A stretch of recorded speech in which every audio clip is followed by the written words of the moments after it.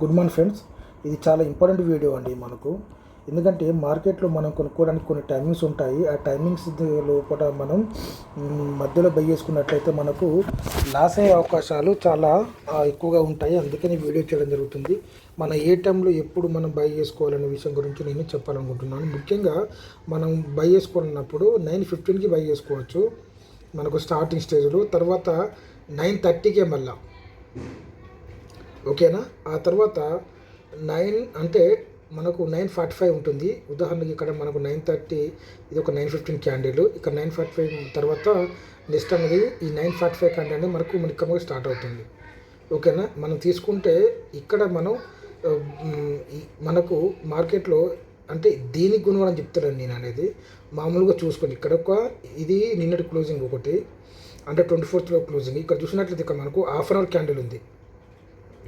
ఓకేనా. ఇక్కడ మనం తీసుకోవచ్చు, బై చేసుకోవచ్చు. ఎప్పుడు ఈ 9:45 క్యాండిల్ అనేది బ్రేక్ చేయక ఇక్కడ నుంచి మనం మూమెంటం తీసుకున్నప్పుడు. ఓకేనా. ఇక్కడ మనం ఇక్కడ చూసినట్లయితే ఎప్పుడైతే మనం కొంచెం వెలిసినట్లయితే ఎప్పుడైతే దీన్ని బ్రేక్ చేస్తుందో ఇది మళ్ళీ మనకు 10:50 దాకా ఆగవలసిందే. ఈ మధ్యలో మాత్రం బై చేయకూడదు. మెయిన్గా నేను చెప్పేది ఏంటంటే ఎప్పుడైనా సరే ఇటువంటి పడే టైంలో మధ్యలో బై చేసుకున్నట్లయితే మనం లాస్ అయ్యే అవకాశాలు ఉంటాయి. తర్వాత ఖచ్చితంగా ఒక టైం పీరియడ్ మనం మెయింటైన్ చేసుకోవాలి. అప్పుడే మాత్రం మన సక్సెస్ అయ్యే అవకాశాలు ఉంటాయి. ఇక్కడ చూసినట్లయితే ఇది అయిపోయింది. తర్వాత ఎప్పుడెప్పుడు బై చేసుకోవడం అనే విషయం గురించి చెప్తాను ఇప్పుడు మీకు. ఇక్కడ ఇది ఒక 9:15 క్యాండిల్, ఇది హాఫ్ అన్ అవర్లో. ఇక్కడ ఒక 9:45 క్యాండిల్, ఇది కూడా మనకు బ్రేక్ అయిపోయింది.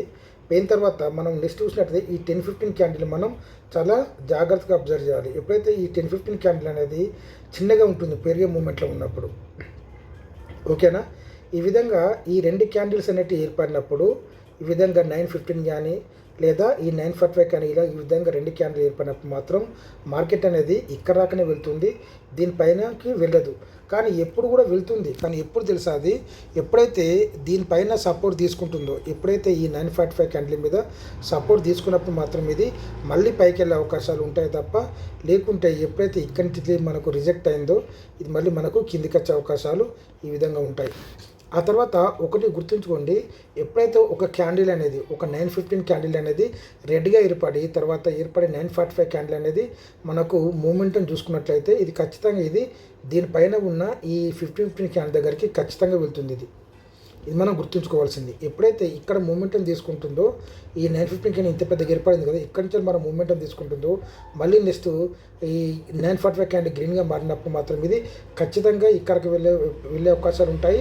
దీని మధ్యలో మనం ఎంట్రీ తీసుకున్నా కూడా ఏం బాధలేదు, మనకు ఖచ్చితంగా నష్టం అనేది అయితే ఉండదు. ఓకేనా.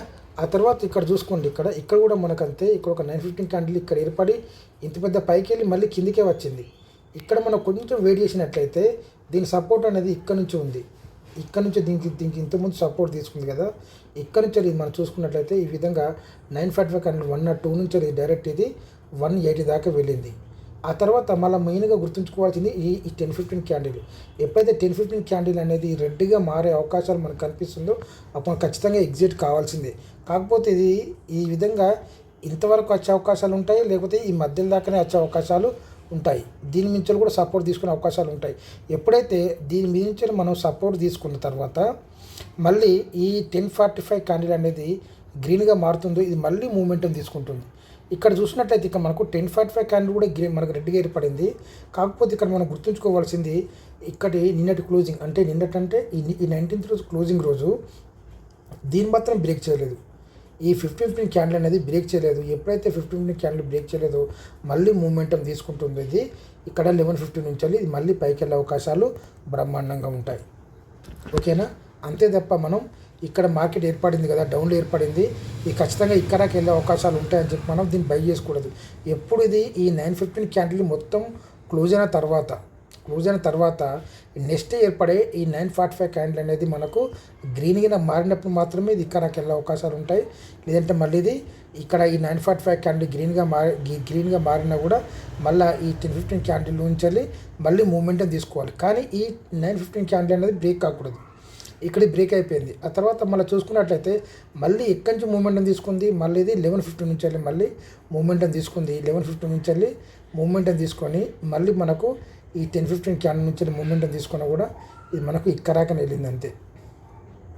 అంటే దీంట్లో ఇక్కడికి వెళ్ళింది, కానీ ఇది మాత్రం ఇక్కడికి వెళ్ళలేదు. ఇక్కడికి వెళ్ళే ఛాన్స్ అనేది చాలా తక్కువ ఛాన్సెస్ ఉంటాయి. ఎప్పుడైతే మళ్ళీ దీని మీద సపోర్ట్ తీసుకుంటుందో, ఇక్కడ చూసారా, ఇక్కడ చూడండి, ఇక్కడ మనకు సపోర్ట్ తీసుకుంటుందో అప్పుడు మాత్రం మళ్ళీ పైకి వెళ్ళే అవకాశాలు ఉంటాయి తప్ప ఈ 945 క్యాండిల్ నుంచి సపోర్ట్ తీసుకొని మాత్రమే పైకి వెళ్ళే అవకాశాలు ఉంటాయి తప్ప, లేకుంటే కిందికి వెళ్ళే అవకాశాలు మాత్రం చాలా బ్రహ్మాండంగా ఉంటాయి. అది మీరు గుర్తుంచుకోవాల్సింది. ఎప్పుడైనా సరే మనం గుర్తుంచుకోవాల్సింది, మనం 915, 945, 1015 క్యాండిల్, ఈ 915, 945 క్యాండిల్ రెండు బ్రహ్మాండం పేరున కూడా మనం 1050కి ఖచ్చితంగా ఎగ్జిట్ కావాల్సింది. ఎందుకంటే మార్కెట్ అనేది కిందికి వచ్చే అవకాశాలు ఉంటాయి. ఎప్పుడైతే ఈ 1015 క్యాండిల్ నుంచి వెళ్ళి మళ్ళీ 1045 క్యాండిల్ అనేది మళ్ళీ గ్రీన్గా మారినప్పుడు మాత్రం మళ్ళీ మనం ఇంటికి తీసుకోవచ్చు. ఇందులో మనకు పెద్ద ప్రాబ్లం ఏముండదు. మనకు దీని ద్వారా మనకు లాభం వచ్చే అవకాశాలు ఉంటాయి. అంతే తప్ప ఈ 1045 క్యాండిల్ మళ్ళీ ఇంతకుముందు చూపించినట్టు కూడా ఎప్పుడైతే ఇది బ్రేక్ చేసిందో ఇది మళ్ళీ కిందికి వచ్చే అవకాశాలు ఉంటాయి. ఇది మనకు అంత రిస్క్ తీసుకోవాల్సిన అవసరం లేదు. అదేవిధంగా ఒకసారి మనం సీను కూడా గమనిద్దాం. సీను కూడా ఒకసారి ఇక్కడ మనం ఈ 23,700 సీని మనం గమనిద్దాం. సారీ,